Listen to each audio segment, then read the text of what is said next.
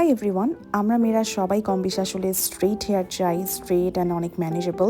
So recently আমি কারসিল্কের মেকা পাওয়ার এই collagen repair ক্রিমটা ইউজ করি আমার চুলে। সো এটা ইউজ করার পর আমি বুঝতে পারি যে এই রিপেয়ার ক্রিমটা হেয়ার স্ট্রেটনিং এর জন্য অনেক best. Just keep watching this video till the end, I will show you guys a magic. By the way, এটা ফ্রেগ্রেন্সটা খুবই অ্যাডিকটিভ অ্যান্ড খুবই নাইস। তো আমি এরকম অল্প অল্প করে রিপেয়ার ক্রিমটাকে নিয়ে আমার চুলটাকে সেকশন করে করে অল্প অল্প করে আমি খুব ভালো মতো অ্যাপ্লাই করে নিচ্ছি। অ্যান্ড এটা কিন্তু আমার ওয়েট হেয়ার, যে কোনো হেয়ার মাস্কে আপনাকে কিন্তু ভেজা চুলে ইউজ করতে হবে। আপনারা কিন্তু ভিজিবল একটা রেজাল্ট ইনস্ট্যান্টলি দেখতে পাচ্ছেন। যেখানে আমি ক্রিমটা অ্যাপ্লাই করলাম আমার চুলটা একদম স্ট্রেট হয়ে গেল, আর যেখানে এখনো অ্যাপ্লাই করিনি ওই আগের চুলই কিন্তু রয়ে গেছে।